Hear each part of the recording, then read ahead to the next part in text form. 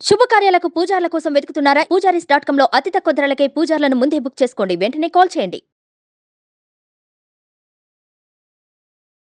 నమస్తే. ప్రస్తుతం మనతో ఉన్నారు ప్రముఖ ఆధ్యాత్మికవేత్త, ప్రముఖ జ్యోతిష వాస్తు పండితులు సురేష్ శర్మ గారు ఉన్నారు. వారితో మాట్లాడదాం. నమస్కారం గురుగారు.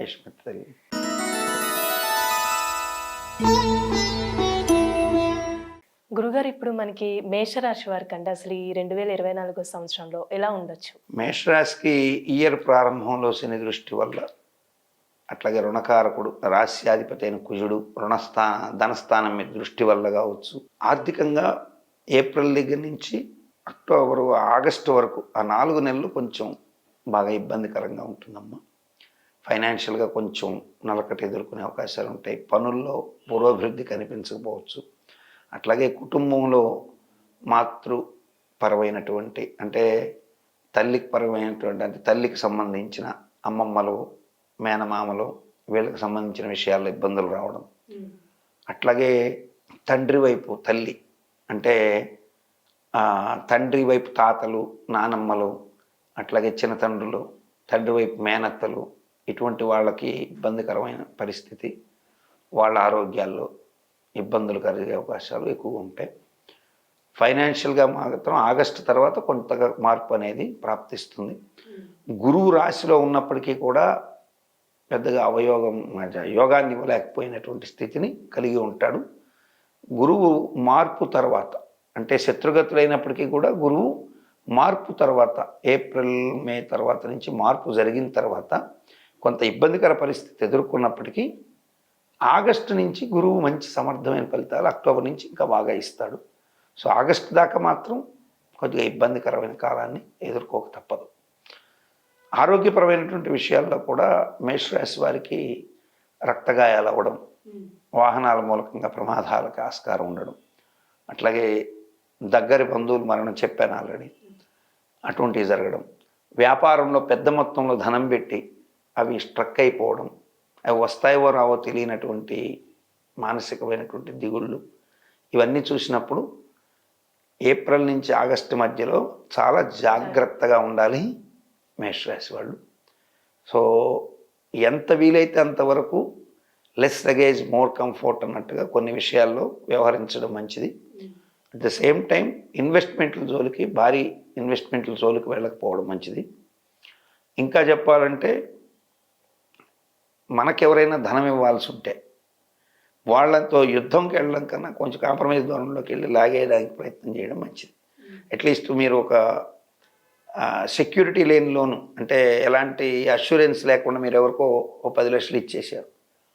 సో వాళ్ళు మంచి వాళ్ళని మీరు ఇచ్చినప్పటికీ కూడా చక్కగా వెళ్ళి అదే మంచితనం ఉండగానే ఒక చిన్న చెక్కు, ప్రామిసర్ నోటు, దానికి సంబంధించిన ఎవిడెన్స్ తెచ్చుకోకపోతే ఖచ్చితంగా ఇబ్బంది పడే అవకాశాలు ప్రస్ఫుటంగా ఉన్నాయి.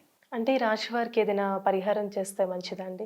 పరిహార మార్గాల కన్నా జాగ్రత్తలు ఎక్కువ తీసుకోవడం మంచిది. పరిహార పరంగా ఇబ్బందులు లేకుండా కొంత బాగా ఉండాలంటే దశరథ ప్రోక్త శని స్తోత్రం చదువుకోవడం, అలాగే ఇంద్రకృత లక్ష్మి స్తోత్ర పారాయణ చేసుకోవడం,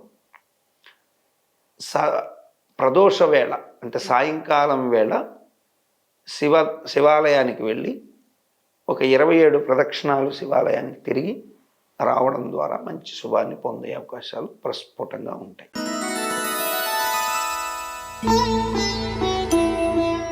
గురుగారు, ఇప్పుడు మనకి 2024 సంవత్సరంలో అసలు వృషభ రాశి వారికి ఏ విధంగా ఉండొచ్చండి? వృషభ రాశి వారికి ప్రారంభ సమయంలో వ్యయ స్థానం మీద శని దృష్టి కుజుడితో కలిసి ఉండడం ఉగాది రోజున, అలాగే ఇయర్ స్టార్టింగ్ దగ్గర మనం చూసినప్పుడు ఉన్నటువంటి స్థితి, ఇవన్నీ మనం గమనించినట్లయితే వీరికి ఆదాయ వృద్ధి ఉంటుందమ్మా. ఆదాయ వృద్ధి అయితే ఉంటుంది. బుధుడు ధన పంచమాధిపతి అవ్వడం, లగ్నంలోకి గురువు అంటే వృషభ రాశిలోకి శత్రుగతులైన గురువు ప్రవేశిస్తే కేంద్ర గురువు యోగాన్ని ఇస్తాడు. అయితే పాలిటిక్స్ పరంగా తీసుకునే నిర్ణయాలు ఏవైతే ఉంటాయో అవి కొంచెం వికటించే అవకాశాలు ఉంటాయి.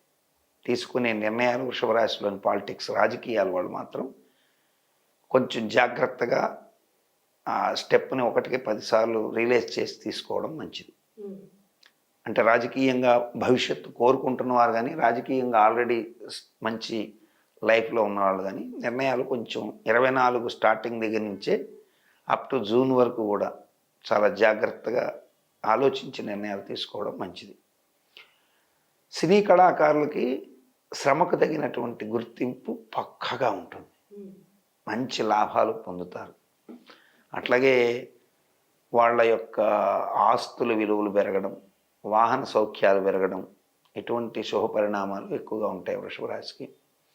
అట్లాగే నూతన ఆవిష్కరణలు, న్యూ ఇన్నోవేషన్స్, కొత్త ఆలోచనలతో కొత్త ఆవిష్కరణలు అంటే నూతన ప్రాజెక్టులు, అట్లాగే రియల్ ఎస్టేట్కి సంబంధించినటువంటి వ్యాపారస్తులకి కూడా కొంతమేర ఈ యొక్క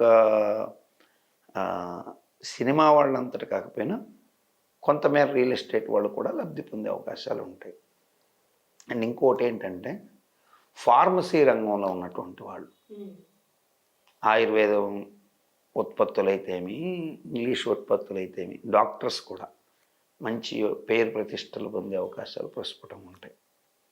అయితే కళత్ర మూలక పీడలు మాత్రం బాగా ఎక్కువగా ఉంటాయి. ఇది బాగా గుర్తుపెట్టుకోవాలి. ఎప్పుడైతే మనం సంపాదన మీద పూర్తిగా లైమ్ అయిపోయి మనం ఆ లైఫ్లో పడిపోతున్నామో ఫ్యామిలీకి ఆటోమేటిక్గా కొంత టైం ఇవ్వలేని పరిస్థితులు ఈ కామన్గా వచ్చాయి. అయితే ఇది తీసుకోవాల్సినటువంటి ఆ ఆపోజిట్లు ఎవరైతే ఉంటారో, ఇప్పుడు ఒక మంచి క్రీడాకారుడు ఉదయం లేస్తే క్రీడలకు వెళ్ళిపోతున్నాడు, కెరీర్ మీద దృష్టి పెడుతున్నాడు, భార్యకి ఏమిటి కనీస నీడ్స్ ఏంటి కూడా ఆలోచించుకొని వెళ్ళిపోతున్నాడు. ఇంట్లో ఏదో బంగ్లా ఇచ్చేసాను, కారు ఇచ్చేసానని కాకుండా అంత కొంచెం మాట్లాడాలని కోరుకుంటుంది. మినిమం 2 minutes కూడా టైం ఇవ్వకుండా వెళ్ళిపోతున్నాడు అనుకోండి, డెఫినెట్గా అది ఇబ్బందికరంగా మారే అవకాశం ఉంటాయి. అంటే వాళ్ళ స్థాయిని బట్టి ఒక గుమాస్తాగిరి ఉద్యోగం చేసేటువంటి మామూలు చిన్నపాటి చిరుద్యోగి నుంచి కనుక చూసి పెద్దవాళ్ళగా చూస్తే కుటుంబ పరంగా భార్యాభర్తల సౌఖ్యాలకు సంబంధించి కొంచెం దృష్టి పెట్టకపోతే ఇబ్బంది పడే అవకాశాలు ఉన్నాయి. సో నేను ఇందాక సంవత్సర ఫలితం చెప్పేటప్పుడు ఒక మాట వేశాను. ఏమిటి అంటే స్త్రీ పురుషుల మధ్య వ్యామోహాలు పెరిగి అది అక్రమ సంబంధాలకు దారితీయడం, దానివల్ల ఆ టైప్ ఆఫ్ మరణాలు పెరగడం. అక్రమ సంబంధాల వల్ల వాడు చంపేశాడు, ఈమె సూసైడ్ చేసుకుంది, వీళ్ళిద్దరు వెళ్ళి చచ్చిపోయారు, ఇటువంటి న్యూసెస్ ఎక్కువగా ఉంటాయని చెప్పుకున్నాం కదా. సో ఆ ప్రిడిక్షన్ ఏదైతే ఉందో అది ఈ రాశి మీద కూడా కొంత ఎక్కువ ఉండే అవకాశం. అంటే ఈయన ఎవరైతే ఇవ్వలేనప్పుడు, ఇప్పుడు వైట్ న్యాచురల్ ఈయన ఇవ్వలేని అవతల వాళ్ళు టక్మని ఇంకొక దగ్గర ఆలోచిస్తారు. సో ఇక్కడ లేని ఫలితాలు అక్కడ వస్తాయి. అక్కడ ధనం పెరిగింది అనుకోండి, ఆ వ్యామోహంలో భార్యను వదిలేసి ఇంకొక సెకండ్ డోర్స్ ఓపెన్ చేయడాలు, ఇటువంటి పనులకు పాల్పడకుండా ఉంటే మీ కుటుంబాలు మీరు సఖ్యంగా ఉండే అవకాశాలు ఎక్కువ ఉంటాయి. అండ్ ఇంకోటి ఏంటంటే ఈ రాశిలో ఉన్నటువంటి మెరైన్ ఇంజనీర్స్, అంటే సముద్ర యానం మీద నౌకల్లో షిప్పుల్లో పనిచేసే ఇంజనీర్లు అయితే బ్రహ్మాండమైన లాభాలు పొందుతారు. అట్లాగే మత్స్యకారులకి కొత్త కొత్త ఉత్పత్తులు దొరికే అవకాశాలు ఉంటాయి. అంటే సముద్రంలో అరుదైనటువంటి కొన్ని రకాల ఉత్పత్తులు దొరకడం, దానివల్ల వాళ్ళు లబ్ధి పొందడానికి ఆస్కారం ఎక్కువ ఉంటుంది. సముద్రంలో కొంచెం అలలు ఆటుపోట్లు ఇవి కూడా ఉన్నాయని చెప్పినాను నేను సంవత్సర ఫలితంలో. బట్ మత్స్యకారులకి అలా జరగడం వల్ల కూడా కొన్నిసార్లు ఏమవుతుందంటే సముద్రం ఫ్లక్చుయేషన్స్లో కొన్ని లోతుగా ఉన్నటువంటి కొన్ని వస్తువులు బయటికి రావడం, అరుదైనటువంటి ముత్యాలు లాంటివి, లేకపోతే సముద్ర గర్భంలో దాగినటువంటి కొన్ని విలువైన ఖనిజ రూపాల్లో ఉన్నటువంటి స్టోన్స్ లాంటివి ఏ ఒకటి మాత్రం వాళ్ళకి దొరికే అవకాశాలు ప్రస్ఫుటంగా ఉంటాయి. సో కాబట్టి మనం గమనించాల్సింది ఏంటంటే గంగపుత్రులు, బెస్త ఈ కులాల్లో ఉన్నటువంటి వాళ్ళకి కొంత ఫైనాన్షియల్ బూస్టప్ అనేది పెరగడం తథ్యం. మత్స్యకారులు, బెస్త కుటుంబాల్లో ఉన్నటువంటి వాళ్ళకి మంచి బూస్టప్ ఉంటుంది. సో మేషరాశితో పోలిస్తే వృషభ రాశి కొంత యోగప్రదంగా ఉండడానికి ఆస్కారాలు. అంటే రాశి వారికి ఎలాంటి పరిహారం చేస్తే మంచిదండి? వీరు చెప్పాను కదా, ముందు వీళ్ళు మనం ఏంటి, మన వ్యక్తిగత జీవితం ఏందనేది ముందు గుర్తుపెట్టుకుంటే తప్పు చేయకుండా ఉంటారు. సో అటువంటి ప్రభావాలు ఎక్కువగా కుజుడు వల్ల, శుక్రుడి వల్ల కలుగుతుంటాయి. కాబట్టి కుజ శుక్రగ్రహాలకు సంబంధించి సుబ్రహ్మణ్యేశ్వర స్వామి పూజ, అట్లాగే శుక్రగ్రహానికి సంబంధించేసి లక్ష్మీ పూజ చేసుకోవడం, సాధ్యమైనంత వరకు ఫ్యామిలీకి దగ్గరగా ఉండడం అనేది తప్పనిసరి. ఇలా చేసుకుంటే మంచి ఫలితాలు ఉంటాయి. సుబ్రహ్మణ్యేశ్వర స్వామికి సంబంధించి పూజ చేసుకోవడం ద్వారా మంచి ఫలితాన్ని పొందడానికి ఆస్కారం ప్రస్ఫుటంగా ఉంటుంది. చాలా చక్కగా తెలియజేస్తారు గురుగారు. ధన్యవాదాలు.